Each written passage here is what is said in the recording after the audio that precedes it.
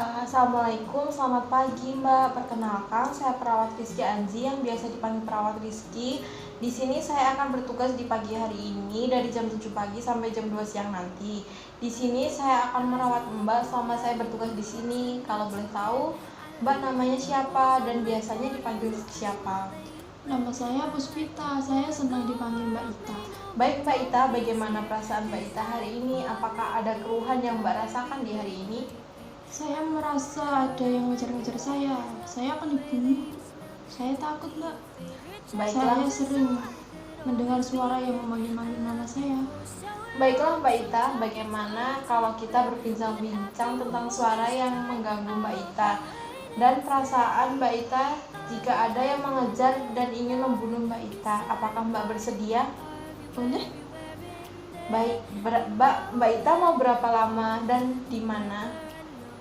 10 menit saja, Mbak. Saya mau di kamar. Bagaimana jika kalau 20 menit Mbak? Ya, boleh. Mbak, baik, mari kita ke kamar.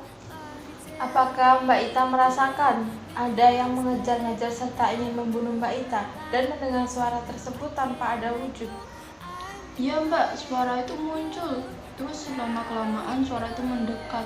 Sehingga itu saya takut banget. Saya akan dibunuh. Apa yang dikatakan oleh suara tersebut, Mbak? Suara itu memanggil-manggil nama saya. Terus katanya saya akan dibunuh. Saya takut sekali, Mbak. Baik, saya percaya Mbak Ita mendengar suara tersebut, tapi belum tentu orang lain, termasuk saya, mendengar suara yang seperti Mbak dengarkan. Apakah Mbak Ita mendengar suara itu secara terus-menerus atau hanya sewaktu-waktu saja? Sewaktu-waktu saja, Mbak. Kapan waktu yang paling sering Mbak Ita dengar suara itu dan berapa kali dalam sehari Mbak Ita mendengarnya? Paling sering biasanya malam hari, tetapi terkadang juga muncul tiba-tiba. Pada keadaan apa suara itu terdengar? Apakah pada waktu Mbak Ita sedang sendiri? Iya, Mbak, biasanya kalau lagi sendiri saya suka mikirin keadaan ekonomi saya yang susah.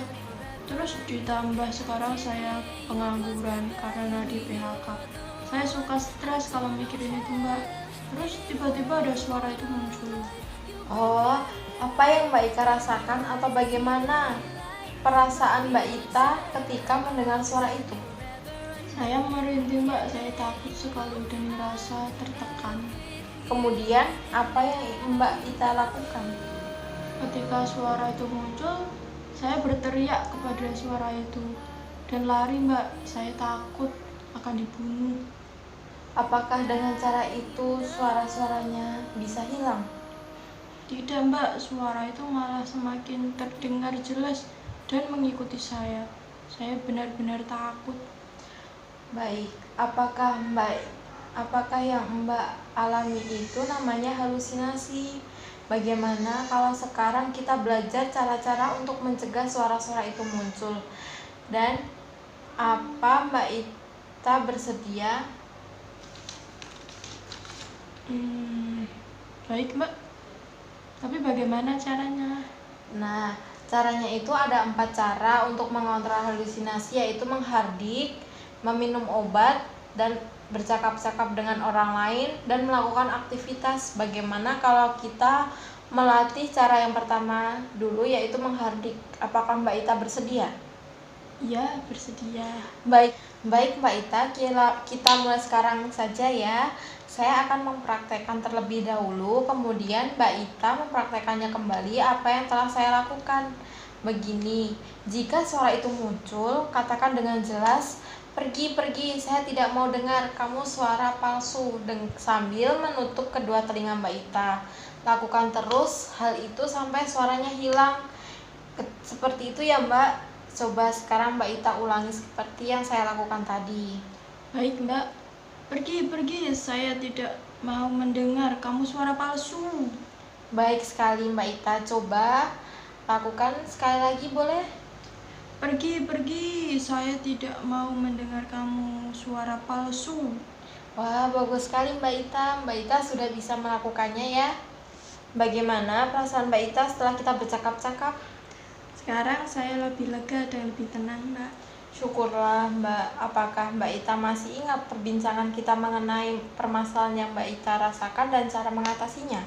Iya Mbak, saya mengalami halusinasi sering muncul kalau saya lagi sendirian. Kalau suaranya muncul, saya bisa mengatasinya dengan mengherdik seperti yang Mbak ajarkan. Mbak masih ingat caranya? Ya Mbak, kalau ada suara itu, saya harus menutup telinga, mengatakan, pergi, saya tidak mau mendengar kamu suara palsu, sampai suaranya hilang. Bagus sekali, karena Mbak Ita sudah mengerti. Jika hal tersebut muncul lagi, tolong Mbak praktekannya dengan cara yang sudah saya ajarkan dan memasukkan jadwal harian Mbak. Jika Mbak melakukannya sendiri, bisa Mbak tulis M. Jika Mbak Ita melakukannya dengan bantuan orang lain, Mbak bisa tulis B. Dan jika Mbak tidak melakukannya sama sekali, Mbak bisa tulis T. Mbak Ita bisa melakukannya 2-3 kali dalam sehari, yaitu pada jam 9 pagi, jam 2 siang, dan jam 8 malam. Baik Mbak, saya akan melaksanakannya. Baiklah Mbak Ita, bagaimana kalau besok kita berbincang-bincang tentang cara yang kedua, yaitu dengan cara meminum obat untuk mencegah suara-suara itu muncul. Apakah Mbak bersedia? Iya Mbak, saya bersedia. Ya, bagaimana jika besok kita berbincang-bincang di taman dan waktunya jam 9? Baik Mbak. Baik, kalau begitu saya pamit dulu ya Mbak. Sampai bertemu besok. Selamat pagi. Wassalamualaikum. Pagi, waalaikumsalam.